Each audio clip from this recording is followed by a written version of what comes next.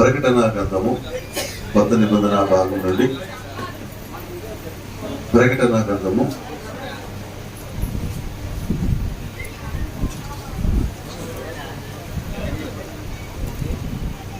దేవుని వాక్య సమీపం వచ్చేటప్పటికి మనం ఎవరు కూడా ఇంకా డిస్టర్బ్ అవ్వకూడదు, పక్కవద్ద మాట్లాడటం కానీ అలా ఉండకూడదు. మరి ఈ విషయాలు దృష్టిలో పెట్టుకోండి.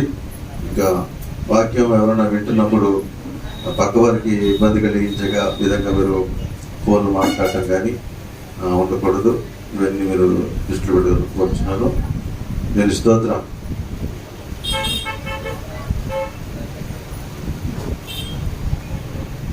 హల్లెలూయా. పరిశుద్ధ బైబిల్ గ్రంథంలో ప్రకటన గ్రంథము 1వ అధ్యాయము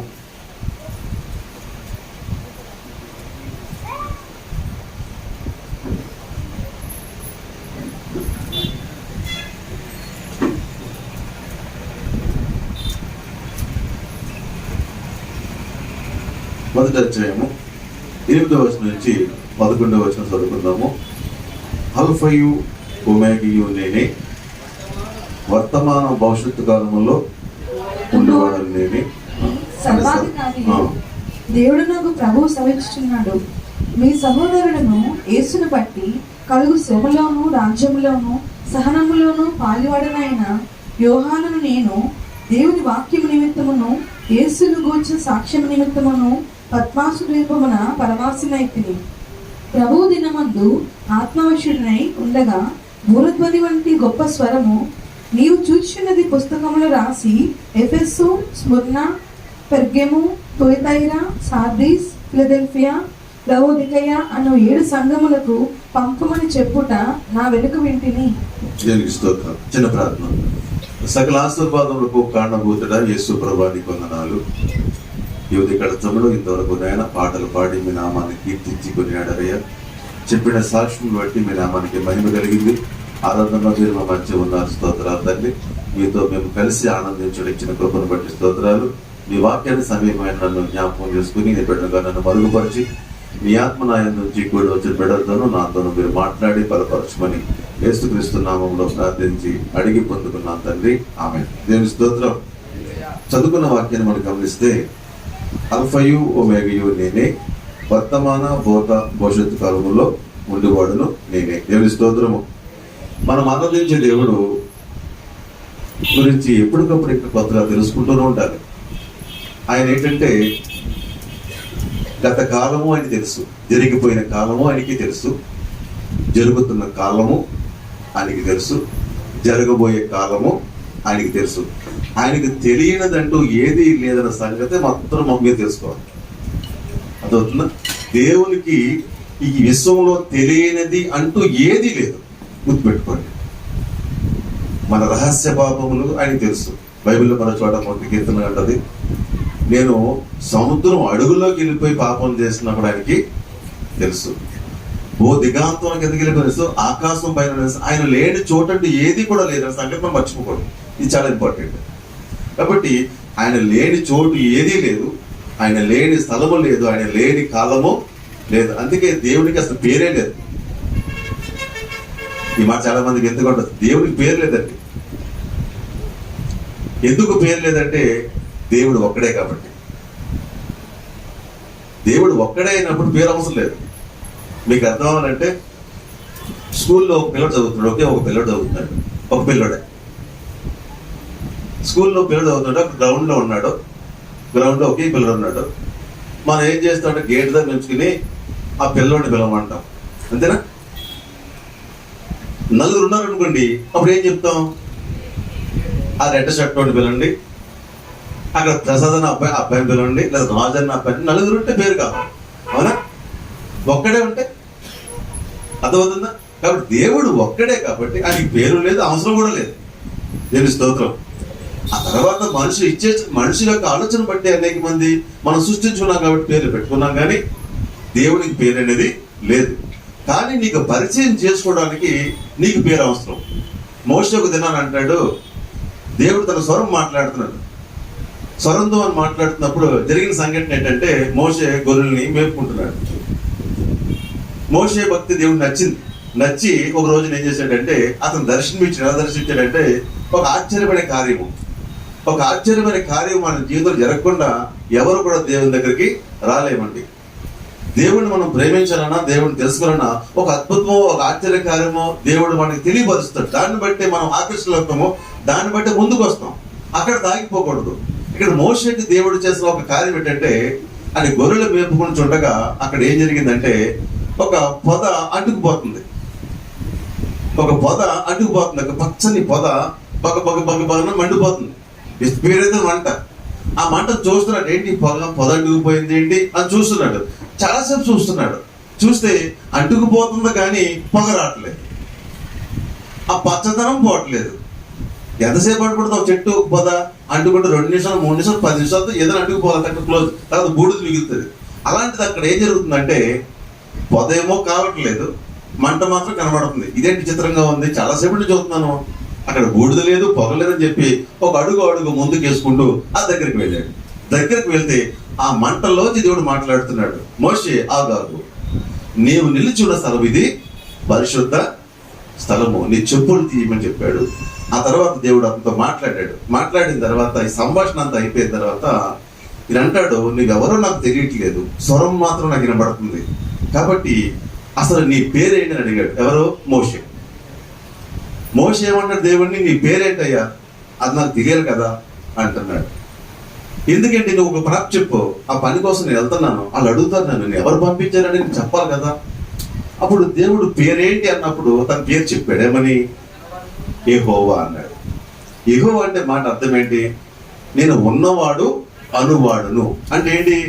నేను ఉన్నవాడిని, అన్ని కాలాల్లో ఉన్నాను, అన్ని సమయాల్లో ఉన్నాను, అన్ని చోట ఉన్నాను, నేను లేని స్థలము లేదు, నేను లేని కాలము, అదే నా పేరు.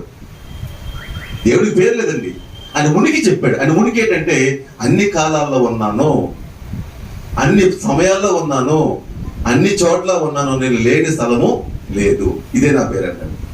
కాబట్టి ఎక్కడి నుంచి మనం మొరపెట్టినా దేవుడు మన మొర వింటాడు, ఆలకించే దేవుడు అయ్యి ఉన్నాడు. దేవుని స్తోత్రం.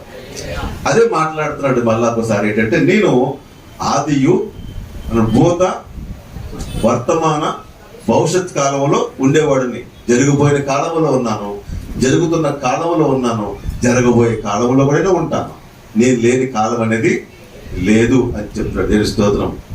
ఈ చెబుతున్న వాడు ఏమంటాడంటే 7 సంఘాల గురించి మాట్లాడుతున్నాడు.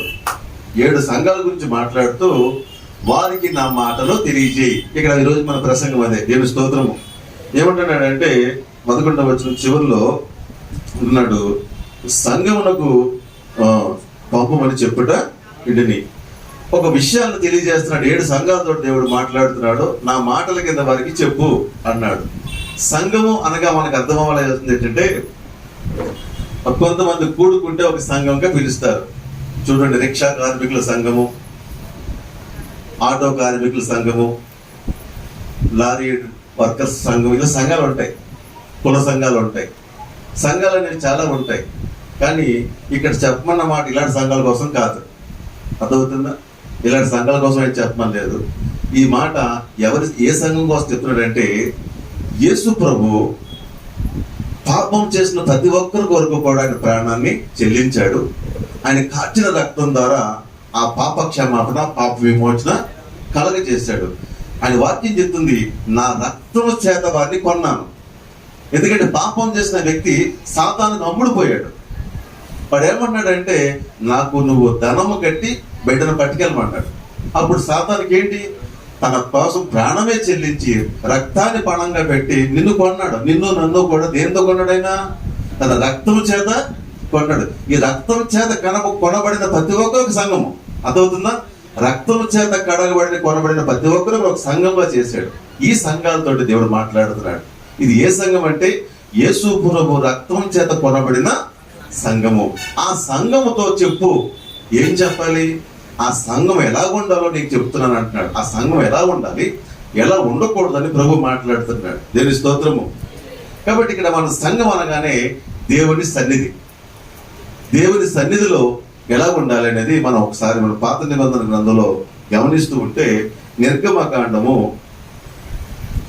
నిర్గమకాండము 40వ అధ్యాయం చూద్దాం. 25వ అధ్యాయం క్షమించండి. నిర్గమకాండము గత ప్రసంగాల్లో ఈ ప్రస్తావన మనం తీసుకున్నాము. మనం వేరే కోణంలో వెళ్ళిపోయాము. 25వ అధ్యాయంలో ఈ దేవుడు ఒక విషయాన్ని తెలియజేస్తున్నాడు. ఏమంటాడంటే 25వ అధ్యాయము 8వ వచనం చూస్తే, నేను వారిలో నివసించున్నట్లు నాకు పరిశుద్ధ స్థలము నిర్మింపబలను. అర్థమవుతుందా? ఈ సృష్టిని సృజించిన ఈ గొప్ప దేవుడు జరిగిపోయిన కాలంలోనూ జరుగుతున్న కాలంలోనూ జరగబోయే కాలంలో ఉండే ఆ దేవుడు మన మధ్య నివసించి ఉండాలంటే, మనతో ఉండాలంటే మనము ఆయనకు ఇష్టమైన ఒక పరిశుద్ధమైన స్థలాన్ని ఏర్పరచుకోవాలి. చాలా మంది భక్తి చేస్తున్న వాళ్ళు ఏం చేస్తారంటే, వారి ఇంట్లో ఒక పూజ గది పెట్టుకుంటారు. ఆ పూజ గదిని చాలా పవిత్రంగా చూసుకుంటారు. స్నానం చేయకుండా గదిని ముట్టుకోరు. ఏదైనా కడగా ఉన్నప్పుడు కూడా గదిని తాకరు. అంత భక్తి శ్రద్ధలు ఆ పూజ గది మీద వారు చూసుకుంటారు. అంటే ఆ గది, ఆ ప్రదేశము అది పరిశుద్ధంగా ఉండాలి అనేది వారి ఆలోచన.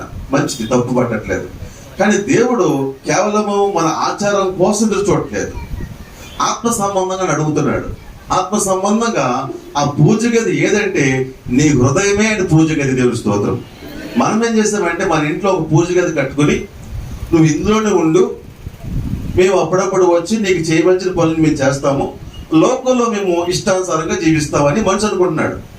మనిషి ఏమనుకుంటాడంటే, ఓహో దేవునికి ఒక పూజ గది కట్టేసాము, ఆయన కోరుకున్నవేవో కొన్ని అక్కడ ఏర్పాటు చేసాము, ఇప్పుడు మేము బయటకు వెళ్ళి మా ఇష్టానుసారంగా తిరుగుతాం, వ్యాపారంలో మోసాలు చేస్తాం, ఉద్యోగాలు లంచాలు పుచ్చుకుంటాము, అబద్ధాలు ఆడతాం, మోసాలు చేస్తాం, పాపాలు చేస్తాం, ఇష్టానుసారంగా ఉంటాము. మళ్ళా మేము స్నానం చేసి మడి కట్టుకుని మళ్ళీ ఏం చేస్తామంటే నీ దగ్గర మళ్ళా అలా వంగి దండాలు పెట్టేసి మళ్ళా కుదురుకుంటా మనిషి అనుకుంటాడు. ఇలా మనిషి కోరుకుంటాడు. కానీ దేవుడు అలాగే పెట్టలే. దేవుడికి కావాల్సింది ఏంటంటే పరిశుద్ధమైన స్థలము కావాలి. ఏం కావాలట? పరిశుద్ధమైన స్థలము. మన స్థలం ఏది? మన హృదయమే ఆ స్థలము. కానీ హృదయం ఎలా ఉంది? ఇప్పుడు పరిశుద్ధంగా లేదు. పరిశుద్ధంగా లేకపోతే ప్రభు ఉండడు, దేవుడు రాడు కదా.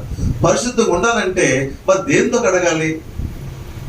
రాత్ర ఈ ప్రోగ్రాం జరిగినప్పుడు భోజనాలు చేశారు, ఇదంతా కూడా చాలా డట్టీగా అయిపోయింది. పొద్దున్న లేవగానే ఏం చేసామంటే సర్ఫ్ ప్యాకెట్ తీసుకొచ్చి మన మ్యాచ్ ఎక్కువ పిల్లలందరూ మళ్ళా మందిరాన్ని అంతా శుభ్రంగా కడిగారు. ముందు నీళ్ళతో కడిగారు, మరకలో బాగలేదు. కానీ మళ్ళీ ఏం చేశారంటే సర్ఫ్ పట్టుకొచ్చి మొత్తం కడిగితే శుభ్రం అయిపోయింది. ఇలాంటివి కొన్ని కెమికల్స్ తో కడిగితే శుభ్రం అయిపోతాయి. కానీ ఈ లోపల మందిరంలో ఉన్న పాపము ఏ సర్ఫుతో వాడినా అది పోదు, ఏ కెమికల్ వాడినది పోదు. ఈ పాపము మనలోంచి పోవాలి, ఈ మందిరం శుభ్రం అవ్వాలంటే యేసు ప్రభు ఒక రక్తంతో మాత్రమే శుద్ధి అవుతుంది. దేవుని స్తోత్రం. అది దేవుడు కోరుకున్నాడు. మందిరం ఎలా ఉండాలంటే పరిశుద్ధంగా ఉండాలి. ఆ పరిశుద్ధ మందిరం ఎలా ఉండాలి? యేసు ప్రభు రక్తంతో కడగబడినది అయి ఉండాలి. దేవుని స్తోత్రము. ఇక్కడ ఏం చెప్తున్నాడంటే బాగా వినండి. నేను వారిలో నివసించినట్లు వారు నాకు పరిశుద్ధ స్థలము నిర్మింపవలను. నేను నీకు కనపరచు విధముగా మందిరం యొక్క ఆ రూపమును దాని ఉపకరణమును నీవు నిర్మింపవలను. దేవుని స్తోత్రము. అంటే దేవుని మందిరం అనేది మన ఇష్టానుసారం కట్టేయకూడదు. దేవుడు ఒక డిజైన్ చెప్పాడు, ఆ డిజైన్ ప్రకారం మనం కట్టాలి. ఆ తర్వాత అధ్యాయం మీరు తిరిగేసుకుంటే కానీ తర్వాత చదువుకోండి, వర్ణించట్లేదు. ఒక కొలత చెప్తాడు, ఆ కొలత అలా ఉండాలంతే. ఆ పొడవ ఎంతో, వెడల్పు ఎంతో, అక్కడ ఎలాంటి పనులు చేయాలి, ఏమేమో అన్నీ కూడా ఒక డిజైన్ చెప్పాడు. ఆ డిజైన్ అలా ఉంటేనే అక్కడ దేవుడు సన్నిధి వస్తుంది. దేవుడి స్తోత్రం. దానికి చివరిగా మాట చెప్పాడు, అదే అధ్యాయం చివరి మాట ఏం చెప్తున్నాడు? 40 వచ్చిన కొండ మీద నీకు కనపరచబడిన వాటి రూపము చొప్పున వాటిని చేయుటకు జాగ్రత్త పడును. హల్లెలూయా. ఏం చెప్తున్నాడు? కొండ మీద నేను నీకు కనపరిచిన వాటి రూపము చెప్పిన వాటిని చేయుటకు జాగ్రత్త పడు. అంటే నీకు మందిరము ఎలా కట్టాలో చెప్పి చూపించాను, ఇక్కడ విజిట్ చేశాను. మాటలు చెప్పడం కాదు, నీకు దర్శనం చూపించాడు దేవుడు. ఎక్కడ?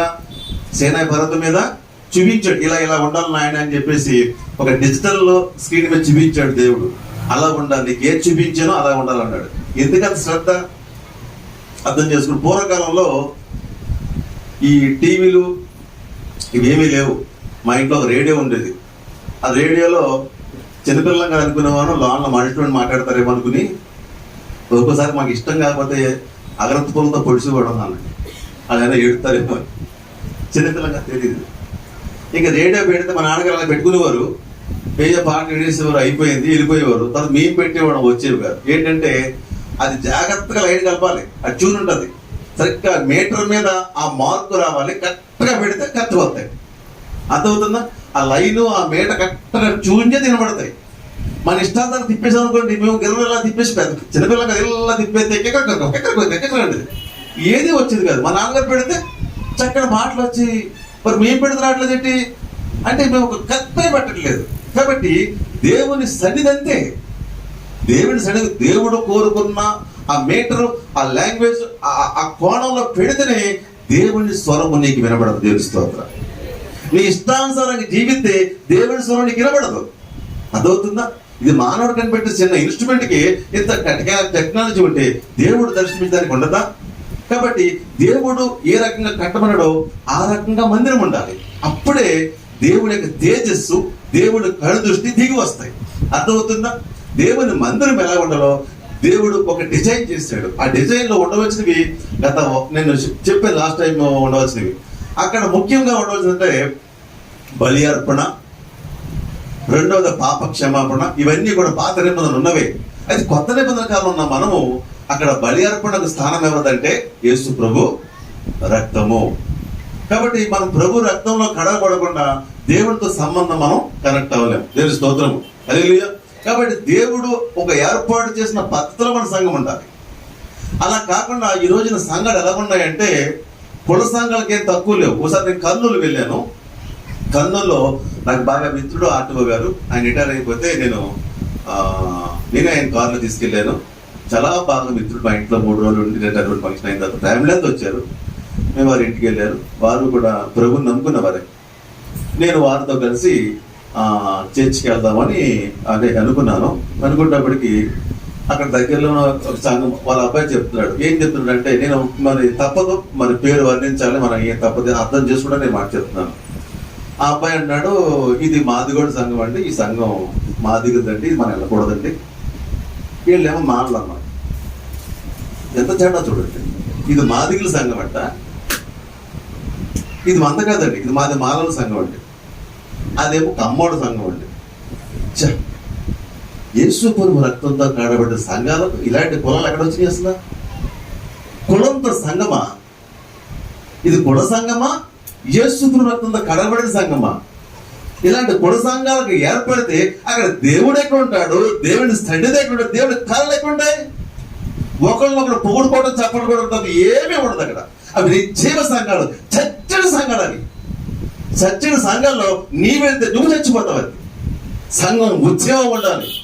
అలాంటి సంఘాల్లో ఎలా ఉండాలంటే దేవుడు కోరుకున్నట్టు ఉండాలి. దేవుడి స్తోత్రం. కులాలతో కూడిన సంఘాలంట. ఇంకే విచిత్రమైన మాట ఏంటంటే, మా నాన్నగారు ప్రభుని నమ్ముకున్నారు. వారు ప్రభుని ఎరగని వారే. సువార్త చేయగా చేయగా దేవుని ప్రేమను బట్టి, దేవుని కార్యాలను బట్టి వారు ప్రభుని తెలుసుకున్నారు. తెలుసుకున్న తర్వాత మా బంధువులందరూ కూడా, చుట్టాలందరూ వచ్చారు. చుట్టాలందరూ వచ్చిన తర్వాత నేను అప్పటికే అన్ని ఏర్పాట్లు చేస్తున్నాను. ఇంకా అందరూ కూడా నా మీద రివర్స్ అయిపోయారు. ఏంటిది? మా మేనత్తలు, మా చిన్నాన్న ఏమంటారంటే, ఏంటి క్రైస్తవ సాంప్రదాయంలో మా అన్నయ్య తీసుకెళ్ళడం ఏంటి అని మా చిన్నాన్న, మా మేనత్తలు ఒకటే మాట పడ్డారు. లేదు, ఆయన బాప్తిసం తీసుకున్నాడు, ప్రభువుకి సన్నిధికి వస్తున్నాడు, మాతో చాలా సామాన్యం, మేము సాక్ష్యం ఇస్తున్నాం. అలా ఇప్పుడు జరిగింది అన్నారు. జరిగిందని చెప్పాం. మా అమ్మ సాక్ష్యం ఇచ్చింది. సరే, అందరూ సాక్ష్యం ఇస్తున్నారు. ఓకే, మరి ఏం చేస్తాం? ఈ ప్రభు నమ్ముకున్నాడా? సరే, అయితే ఇప్పుడు ఏం చేయాలి? ఆ పద్ధతి మా దగ్గర మీరే చేయండి అన్నారు. సరే చెప్పి మా క్రైస్తవ పద్ధతి ప్రకారం మరి రామేశ్వరంలో ఆ శరీరాన్ని అక్కడ పెట్టి, మరి సమాధితో పర్మిషన్ కావాలి కదా. ఇక్కడంటే మనకు తెలుసు, అక్కడ తెలదు కదా. అక్కడ రైల్వే గేట్ పక్కన ఒక సంఘం ఉంటే, దానిలో గారు అబ్బాయి సంఘం వెళ్తే ఆయన అన్నాడు, చనిపోయిన వారు ఏ కులం అండి? ఫస్ట్ ప్రశ్న, చనిపోయిన వాడిది ఏ కులం అండి? ఆ కులం వాళ్ళకైతే అక్కడ సమాధి అండి, ఈ కులం వాళ్ళకైతే ఇక్కడ సమాధి చేస్తామండి. ఎక్కడ ఉన్నామండి మనం అసలు? ఇది యేసు ప్రభు రక్తంతో కడగబడిన సంఘాలేనా? నాకు చాలా బాధ కలిగిందన్నమాట. బాధ కలిగి ఈ సంఘం అది కులాన్ని బట్టి అక్కడ సమాధి చేస్తారంట, ఆ కులం కాకపోతే లోనికి తీసుకెళ్తారంట. మీకు మీ సంఘాలకి నమస్కారం అని చెప్పి మా నాన్నగారు కాకినాడ తీసుకొచ్చి ఇక్కడ మేము సమాధి కార్యక్రమం చేస్తుంది తెలుస్తుంది. కాబట్టి ఇలాంటి ఆలోచనతో ఉంటే ఇప్పటికీ సంఘాల్లో ఉంటున్నారు. పొలం పక్కన పొలంలో కూర్చుంటారు, ఇది మన కులమేనండి. అలాంటి మనసు నీకుంటే దేవుడి కార్యం ఎన్నటికీ చూడలేదు తెలుస్తుంది. నేను అందుకే చెప్తాను 10 సార్లు, సంఘంలో కులమనే భేదము రాకూడదు. మనమంతా యేసు ప్రభు రక్తంలో కడగబడిన ఆయన బిడ్డలమే. దేవుడి స్తోత్రము. ఆ భావం తప్పితే నీకు మనసులో ఈ భావం ఉన్నంతసేపు దేవుని కార్యాన్ని నువ్వు ప్రత్యక్షంగా చూడలేవు. దేవుడి స్తోత్రం. అలాంటి మనసు కలిగి నేను చేసినా కూడా దేవుడి కార్యాలు మీరు చూడలేరు. అర్థమవుతుందా? ఈ భావం రాకూడదు. కుల భేదము, ధన భేదము సంఘంలో ఉంటే ఆ రేడియోకి కనెక్షన్ ఎలా కలదో చూడండి. పోయిన వారం చెప్పాను, టీవీ యాంటీనా చూపించాం కదా అంతకుముందు. ఆ యాంటీనా ఎలా ఉంటుంది? మన ఇష్టానుసారంగా పెడితే టీవీ వస్తుందా? ఒక ఆర్డర్ ఉంటుంది, అలా పొల్లా ఉంటుంది, లేదా రౌండ్ రింగులు ఉంటాయి. అలా పెడితేనే పైన కనెక్ట్ అవుతుంది, లేదా కనెక్ట్ అవుతుంది కదా. దేవుడు ఒక ఆర్డర్ పెట్టాడు. ఆర్డర్లో ఉన్నప్పుడే దేవుడి కార్యాలు మనం చూడగలుగుతాం. దేవుడి స్తోత్రం. కాబట్టి ఈ 2021 సంవత్సరంలో ఇంకా నీ జీవితంలో దేవుని కార్యాలు నువ్వు పరిపూర్ణంగా చూడలేదంటే ఇంకా దేవుని గురించి నువ్వు పరిపూర్ణంగా తెలుసుకోలేదు, దేవుని యొక్క ఆలోచన ప్రకారం నడుచుకోవట్లేదు. అందుకే నువ్వు దేవుని కనెక్ట్ అవ్వలేకపోతున్నావు. దేవుడి స్తోత్రం.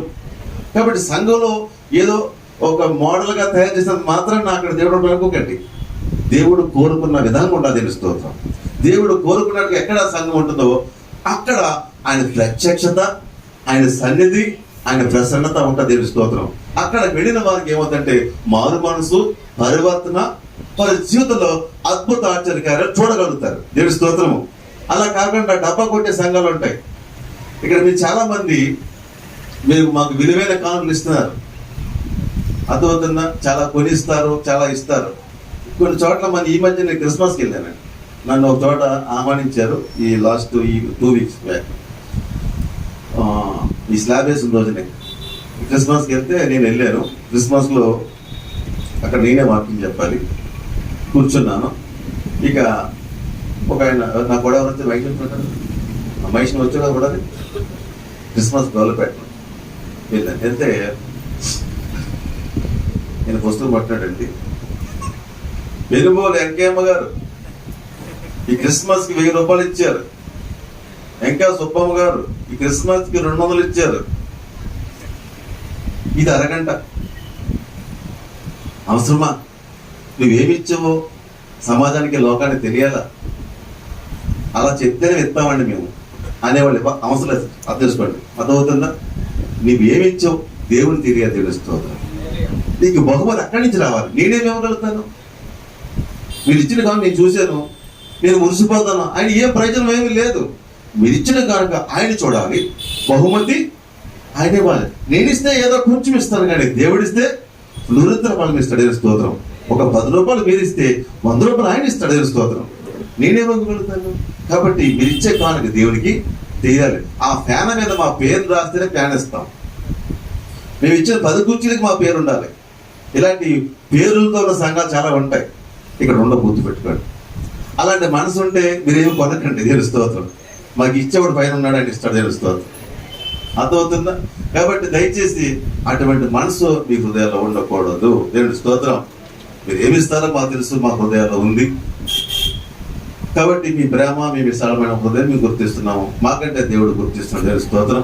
దానిని బట్టి దేవుడు మేము ఆశ్రదించారు. కానీ పేరు రావాలనే ఆలోచన వద్దు. సంఘంలో ఇలాంటి వేదాపురాలు ఉంటాయి. ఒకసారి యేసన్న గారు ఆయన విన్న మాటలో నేను చెప్తున్న మాట, ఒక చోట ఆయన స్పీకర్ గారిని పిలిచారు. పిలిచిన తర్వాత ఈ ఇంట్లో ముందేళ్ళు కూర్చున్నారట. ముందేళ్ళు కూర్చుంటే సమయానికి వెళ్ళిపోతారు. చాలా డిసిప్లిన్ మనిషి అన్నమాట. యేసన్న గారు చాలా సంతృష్టిగా లేదు. వెళ్ళిపోతే ఎవరు రాలేదు సంఘానికి. ఒకరు వస్తున్నారు. ఈరోజు అలా జరిగింది. ఎందుకంటే రాత్రి అలసిపోయారు కాబట్టి ఎవరు రాలేదనుకోండి, దాన్ని నేను ఏమంటలేదు. సరే ఏదైనప్పటికీ అందరూ వచ్చి సంతోషంగా తెలుస్తుంది. అది అలా జరిగింది. ఏం జరిగిందంటే యేసయ్య గారు ముందు కూర్చున్నారు, ఒకరు వస్తున్నారంట. వస్తుంటే వచ్చిన వాళ్ళు అందరూ కూడా పాటలు, ఎందుకు అందరు రావాలని అందరూ పాటలు పాడుతున్నారు. పాటలు పాడుతుంటే సరే ఈ లోపల ఒక ఆయన సంఘ పెద్దలు అంట, సంఘంలో పెద్దలు ఉంటారండి. అది ఉండడం తప్పని అంటలేదు, కానీ బైబిల్లో ఉన్న మాట అది కాదంటలేదు. ఇక్కడ ఆ పరిస్థితులు లేవు. ఇక్కడ ప్రెసిడెంట్ అని పదవులని లేవని గుర్తుపెట్టుకోండి. అర్థమవుతుందా? ఈ మన సంఘంలో అటువంటి ఆలోచనలు వద్దు దయచేసి. నేను సంఘ పెద్దగా ఉంటాను, సంఘ పెద్దగా అది ముఖ్యం మనకి. అర్థమవుతుంది? ఈ సంఘంలో నా పాత్ర ఏంటంటే మీకు తెలుసో తెలీదో, ఇక్కడ కడుక్కోవడం తుడుచుకోవడం మా పని, గుర్తుపెట్టుకోండి. అర్థమవుతుందా? అందుకు మించిన ఏమీ చేయలేదు. కాబట్టి మనం అటువంటి ఆలోచన పెట్టుకోవద్దు. ఇక్కడ యేసయ్య గారు వెళ్ళగానే అప్పటికి చాలా పాటలు పాడారు, అయిపోయింది. సంఘ పెద్ద వచ్చాడట. సంఘ పెద్ద రాగానే అన్నాడంట, అబ్బాయి పలానా పాట పాడండి అన్నాడంట. పాట పాడంటే ఆయన అన్నాడంట, వాళ్ళు అన్నారంట, సార్ ఆల్రెడీ ఆ పాట పాడేసామండి, ఇంక మళ్ళా ఆ పాట పాడమంట. నేను పాడమంటున్నాను, పాడండి అన్నాడట. ఏళ్ళు ఏమన్నారంట, ఆల్రెడీ ఆ పాట పాడేసామండి, మళ్ళీ ఆ పాట పాడమంటారు ఏంటవి అన్నారంట. సంఘ పెద్ద చెప్తున్నాను కాబట్టి ఈ పాట పాడతారా పాడరా అని ఈయన అంటాడట. వాళ్ళు ఏమంటారు, ఆల్రెడీ పాడేసామండి, మళ్ళీ పాడమంటారు ఏంటవి. యేసయ్య గారికి అసలు అర్థం కాదు, ఇది సంఘమేనా? ఇది సంఘమేనా? ఈ గోళం ఏంటి? ఈ గోడ ఏంటి? యేసు పూర్వక్తన కడిగబడి సంఘంలో ఇలాంటి గోళ ఏంటి? ఇలాంటి పరిస్థితులు ఏంటి? పాడతారా పాడరా? అదిగో యేసయ్య గారు నన్ను అవమానపరిచారు, నన్ను సంఘ పెద్ద నన్ను అవమానపరిచారు, నేను సంఘంలో ఉండనని చెప్పి వెళ్ళిపోతున్నాడట. కాబట్టి సంఘంలో ఇలాంటి ఆలోచన ఉండకూడదు. కొంతమందికి సంఘంలో ఇద్దరు ఫీలింగ్స్ ఉంటాయి. నేను అడిగినప్పుడు పాట ఇవ్వలేదు, నేను సంఘం కొత్త పాట ఇస్తారు కదా, పాట ఇవ్వకపోతే సంఘం రాను, పాట ఇవ్వకపోతే సంఘం రాడట. మరి ఇదేం ఆలోచన? ఇలాంటి మనసు మంచిదని అసలు దేవాలని. సంఘంలో ఒక పద్ధతి, ఒక క్రమం ఉంటుంది, కొంత టైం ఉంటుంది. ఆ టైంలో ఆ టైం తగ్గట్టుగా ఇస్తాము. పాటలు కూడా ఒకసారి ఎందుకంటే అర్థం చేసుకోండి, మైక్ స్వరంతో మనం మాట్లాడుతున్నప్పుడు, పాట పాడుతున్నప్పుడు కొందరికి దేవుడు వినసంపైన స్వరాన్ని ఇస్తాడు. పాట పాడే విధానం వారు తెలుస్తారు. వారు పాట పాడితే విన్న వారికి ఆనందంగా ఉంటుంది, దేవుడు స్తోత్రం. కాబట్టి అలాంటి పాట పాడితే పక్క వారు కూడా వారు చక్కగా చదువుకుని ఇంటి లోపలికి వస్తారు. మనం అలా పాడకుండా నీకు నచ్చినట్టుగా పాడేసుకుని, నీకు ఇష్టమే పాట, నీ పాట నీకు ఇష్టం కాబట్టి అందరికి కష్టం కదా, నీ పాట నీకు ఇష్టం, అందరికి కష్టం. అలాంటి కష్టంతో కూడా ఇక్కడ పాడేసి మేము అనుకుంటా ఈ పాట ఇస్తే కొంత సంఘం చెదిరిపోతుంది, పక్క వాళ్ళు కూడా కంప్లైంట్ చేస్తే బాబు మీ మైక్ కట్టమంటారు. అర్థమవుతుందా? ఇవన్నీ మేము గమనించి కొంచెం మేము ఏం చేస్తామంటే ఇండివిజువల్గా పాటలు ఇస్తాం. అదిగో నాకు పాట ఇవ్వలేదు, నా పాట సంఘం రాను, ఈ మనసు మంచిది కాదు, నాకు ప్రార్థన అవుతే పాట నేను ఈ మనసు మంచిది కాదు, ఇది దేవుని సంఘము. దేవుని సంఘంలో ఈ భావము, ఈ భేదము రావడం అది నీకు క్షేమం కాదు, దేవుని స్తోత్రము. అర్థమవుతుందా? యేసు రక్తమైన కడగబడి మీ అందరూ సమానమే. ఒక్కొక్కరిని ఒక్కొక్క పాత్ర దేవుడు వాడుకుంటాడు. అర్థమవుతా? ఒక్కొక్కరు ఒక్కొక్క పాత్రగా చేసుకుంటాడు ఆయన. కాబట్టి పాట పాడాలంటే ఇక్కడే పాడాలా, మైకి ముందే పాడాలా, ప్రజల ముందే పాడాలా, వ్యక్తిగతంగా పాడుకోలేవా? నువ్వు చేసే పనుల్లో, వంట గదిలో, వంట బండుల్లో, ఇంటి బండుల్లో, ప్రయాణం ఎక్కడైనా పాడుకోవచ్చు. ఇక్కడ పాడితే పాడినట్టు, ఇక్కడ పాడకుండా పాట పాడాడు కదా. కాబట్టి నాకు ఎక్కడ పాట పాడడానికి చక్కగా ఆసంగానికి పోతాను. ఇళ్ళు చచ్చిన సంఘాలు బోర్డు ఉంటాయి. కాబట్టి అలాంటి మనసు వద్దు. అర్థమవుతుందా? ఎక్కడ నీ ఆత్మ ఉద్యమం పడుతుందో, ఎక్కడ దేవతకు దగ్గరగా అవుతున్నావో, ఎక్కడ నువ్వు మారు మనసు పొందవో, ఎక్కడతో నువ్వు దేవుని సహవాసం చేస్తావు, ఎక్కడ మేలు పొందవు, అక్కడ నడవ దేవుని స్తోత్రం. అర్థమవుతుందా? అది కాకుండా ఇటువంటి డబ్బాలు కొట్టేటువంటి పనులు ఇప్పుడు చేసుకోకండి, మంచిది కాదు. పొగడే బ్యాచ్ ఉంటుంది కదా, భజన బ్యాచ్.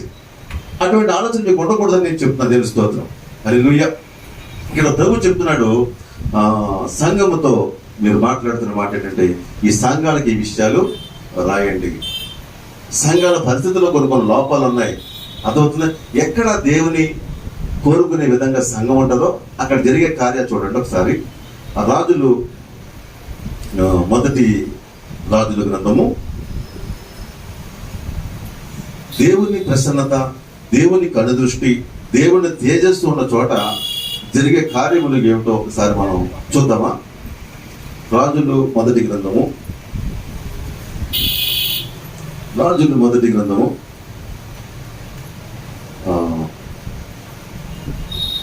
చూసే ముందు ఇదే రాజుల విషయాన్ని మన దినవృత్తాంతాలు కూడా ప్రస్తావించారు. దినవృత్తాంతములు 7వ అధ్యాయం, 2వ దినవృత్తాంతం.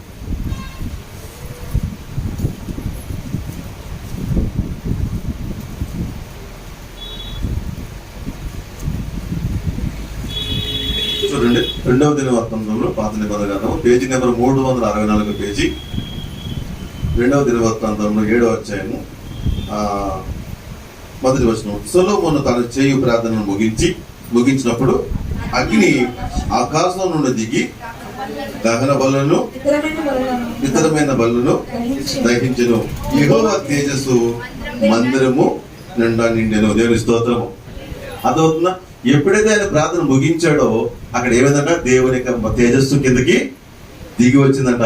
ఆ మందిరం అంతా కూడా వెలుగుతో నిండిపోయిందంట. దేవుని స్తోత్రము. కాబట్టి దేవుడు కోరుకున్న విధంగా మన మందిరం ఉండాలి.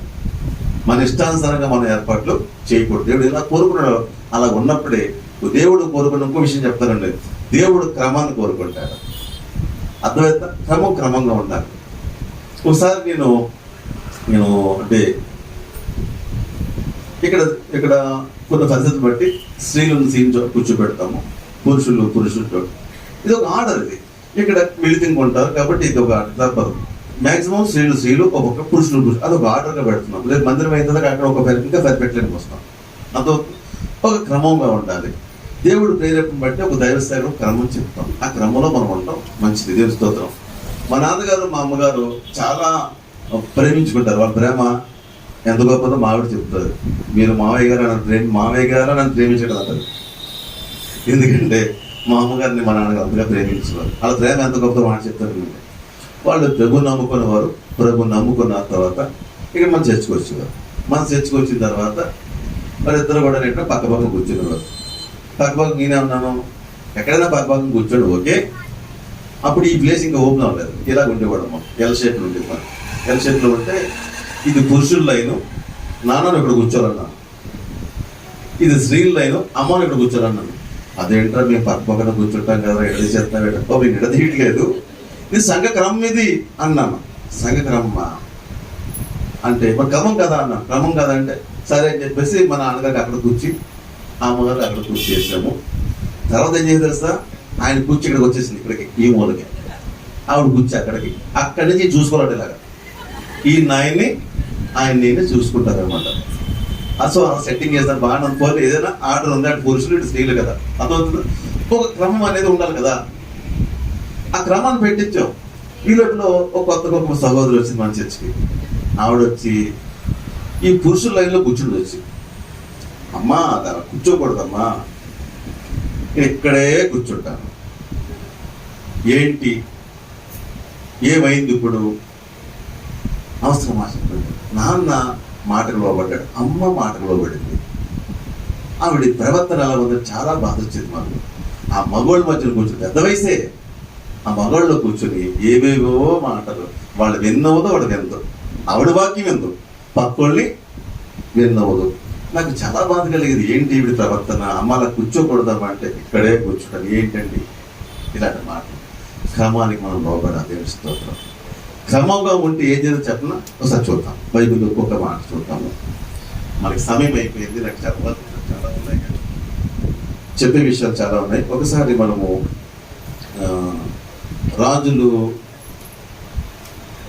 మొదటి గ్రంథమే చూద్దాం. ముందుగా తీసుకోలేదు 18 వచ్చాయి. 18 వచ్చాయి. Right, correct. 18 వచ్చాము.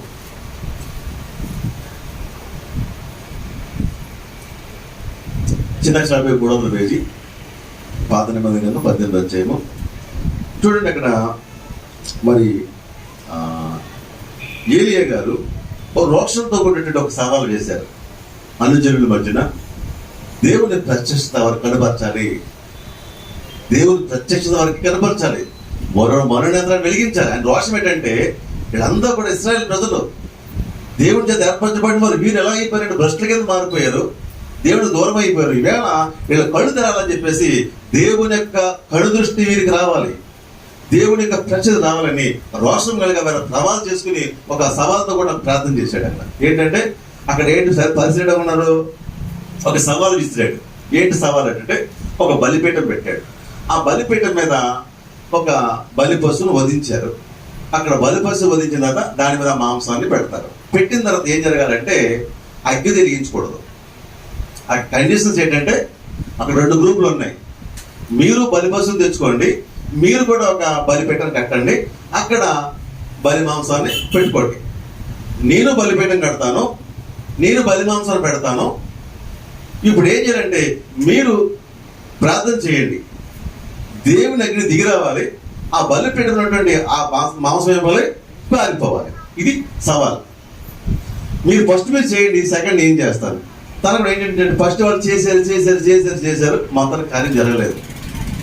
పొద్దున మొదలు సాయంకాలం దాకా కొట్టుకున్నారు. వాళ్ళ దేవుడు దిగిరావడం కోసం ఇంకా ఒళ్ళు శరీరం పోసుకున్నారు కూడా, ఇన్ని చేసినా కూడా కార్యం జరగదు. ఇప్పుడు ఈయన స్టార్ట్ చేశాడు, ఈయన వంతు వచ్చేస్తుంది.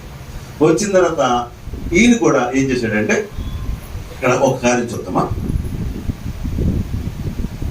18వ అధ్యాయంలో ఒక మాట ఉంటుంది,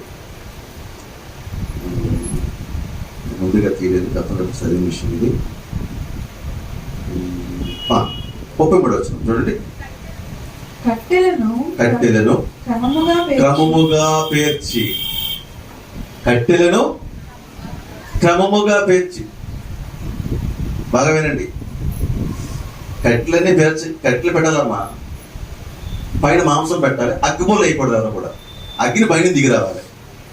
మరి కనికట్టు మ్యాజిక్ అంటారేమో, రాత్రి సతీష్ లాగా భోగనం చేసి పెట్టాడు అన్నాడు. చుట్టూ నీళ్ళు వేస్తాడు.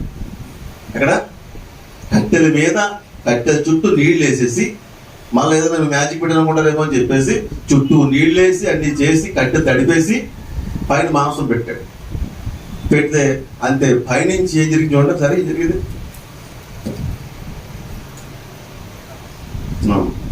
ఆ కట్టెలు పెట్టిన అంతా అయిపోయిన తర్వాత ప్రార్థన చేసాడు అనమాట. ఏమన్నాడంటే, యెహోవా, ఇక్కడ చూడండి పైన చూద్దాం.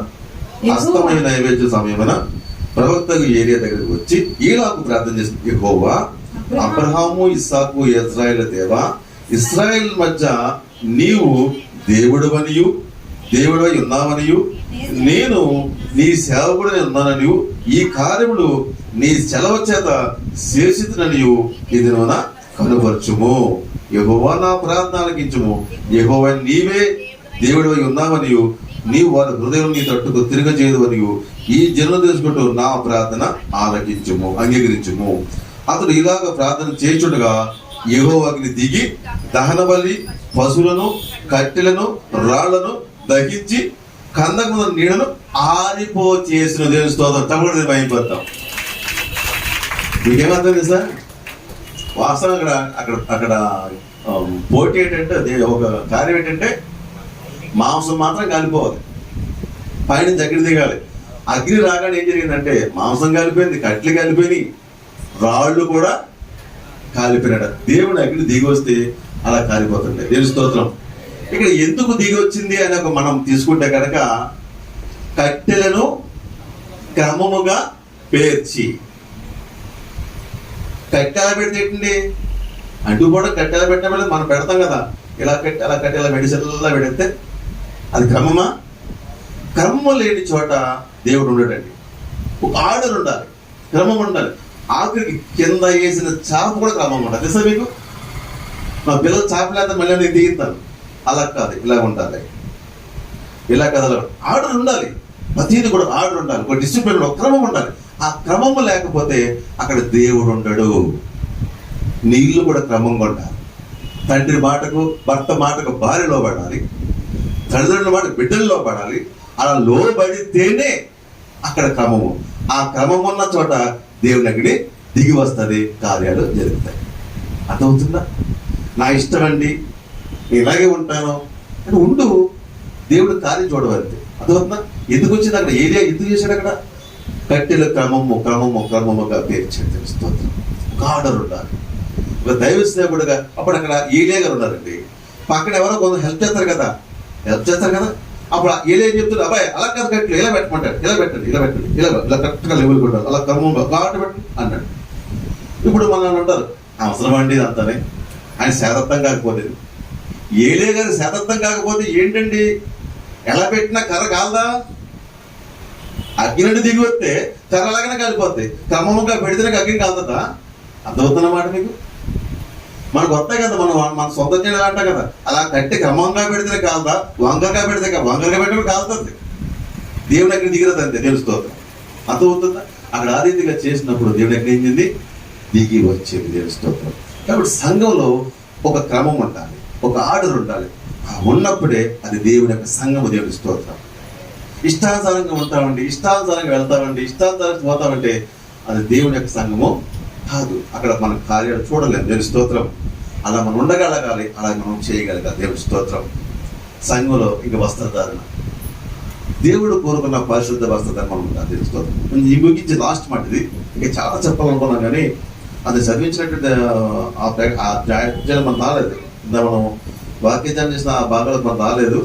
అలా ఉంటే ఏం కాదు చెప్తే దేవుని చిత్తమైతే మనం రేపు ఉపవాసాలలో చెప్పుకుంటాం. దేవుని స్తోత్రం. రైట్. చివరి మాట ఒకటి, ప్రకటన గ్రంథము వెనక్కి వచ్చేద్దాం. ప్రకటన గ్రంథము చదువుకున్న భాగాన్ని చూద్దాం. దేవుని స్తోత్రం. ప్రకటన గ్రంథము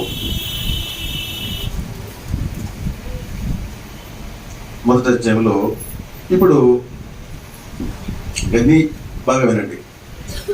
సంఘాలతో దేవుడు మాట్లాడుతున్న మాట, ఒక దేవుని ఆత్మావసరం. ఇప్పుడు దేవుడు ఈయన చూస్తున్నాడు, దేవుడిని చూస్తున్నాడట. ఈ చెప్పుతున్నట్టు దేవుడు ఎలా ఉన్నాడట చూడండి. 11 చదువు కదా, 12.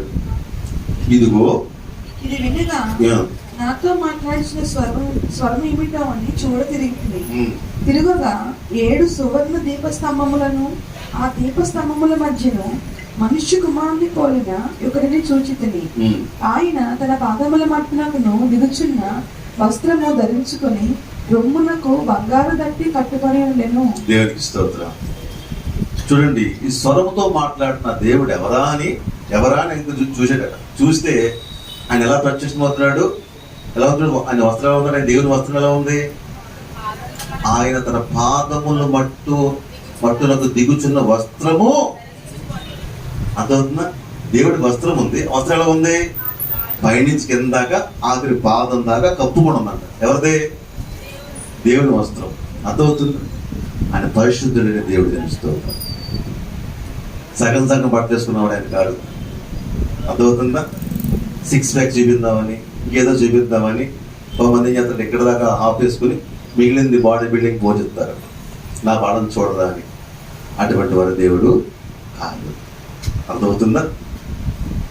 పైనుంచి కింద దాకా కూడా ఆయన కప్పుకున్న దేవుడు తెలుస్తోతాం. మనను కూడా కప్పుకుని ఉండమంటాడు తెలుస్తోతాం. సంఘంకి వస్తున్న మనము వస్త్రధారణ కూడా ఒక క్రమంగా ఉండాలి. ఇష్టానుసరమైన వస్త్రాలు వేసుకుని వస్తానండి. ఏంటండి నేను ప్యాంట్ ఎత్తే ఏంటి, నేను సగం వేసుకొస్తే ఏంటి అంటే నేనేమంటాను? ఇది పద్ధతి కాదమ్మా, పద్ధతి కాదయ్య అంటాను. నేను మన చర్చకు వచ్చిన ఒక అబ్బాయి ఇక్కడేమో మోకాళ్ళకి సగం కన్నాలు, నేను చూడలేకపోతున్నాను. మాటకు లోపడతాడు, చెప్తే చేస్తాడు. ఇప్పుడు బయటికి తీసుకెళ్ళి ఒక పని చేయాలి నేను. ఎందుకంటే కోడ తీసుకెళ్తే నేను కోడ చోట సామాన్ కొన్ని కొనాలి క్రిస్మస్కి. ఇప్పుడు వాడే అందుబాటు ఉన్నాడు. వాడి నేను కోడ తీసుకెళ్తే ఎలా ఉంటుంది ఆ పరిస్థితి? నాకు మనిషి కావాలి, వాడు సాయం కావాలి.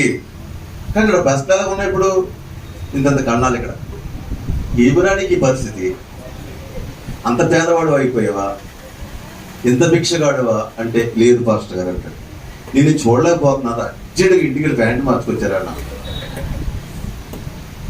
ఒక మానవుడిగా నేను వాడిని తీసుకెళ్ళడానికి, వాడిని వాడుకోవడానికి నాకు ఇష్టం లేదే. నువ్వు ఇష్టానుసారంగా బట్టలు వేసుకుంటే దేవుడు నెలలో వాడుకుంటాడు, నేను ఎలా దిగిస్తాడు అని వాడుకోలేడు. నువ్వు ఎలాగంటే వేసుకో, అలా ఉండిపోతావు అంతే.